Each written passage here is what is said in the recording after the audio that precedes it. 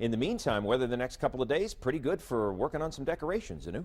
Yeah, sounds like a great time to start decorating if you haven't done so already. You know, there are so many Halloween decorations out there, but how can you create some of these head-turning displays in your own yard? Just beautiful. Here to answer that question is Alana Hart from Home Depot. We're so glad you're here. Thank you. Thank you. Okay, so, you know, we've got a few days left before Halloween. When it comes to doing something like this, what's the strategy? What look are you looking for? Do you want to go extreme or do you want to lay low? Because as you can tell from some of those pictures, you can really go big and be the talk of your neighborhood or many towns. Okay, now I know one of the themes out there, a lot of people do inflatables. Yes, that has become very popular. You know, they were really popular just to start with at Christmas, but as you can see, they've really, expanded over the years.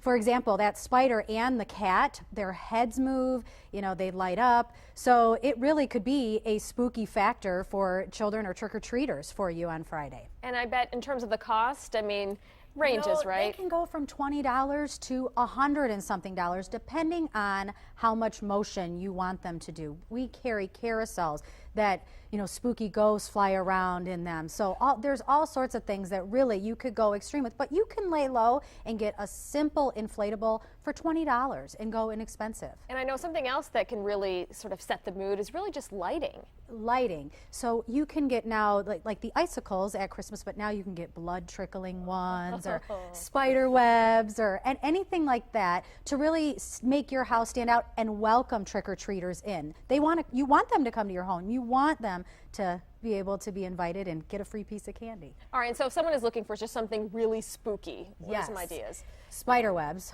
obviously, or you can always go with a Grim Reaper. I mean, you could, talking things. We have a Wicked Witch that she says 6 different things. So it is actually the 75th anniversary of The Wizard of Oz. So you could really deck it out with the Wicked Witch of the West, and she talks, and she's 6 foot tall, so to a little child, yeah, that they look could pretty be menacing. Yes. Exactly. They could be really, really spooked out or be really intrigued by her.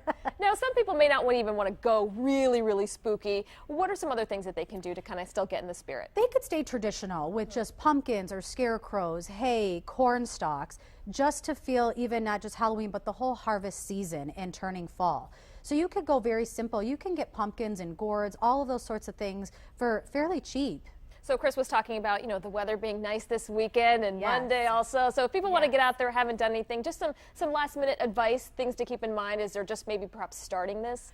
You know, I would say first, clean up your yard. Make it inviting, your front yard, raking your leaves or creating that, but make it inviting for the children. Make them feel like, oh, I don't know if that house is approachable, but I would add some pumpkins. Hurry up and carve a quick pumpkin, you know? Light it up with either some LED lights or go ahead and traditional candle. But if you don't want to go that extreme, I would just stay simple. Doesn't have to break the bank either, Right, right? exactly. All right.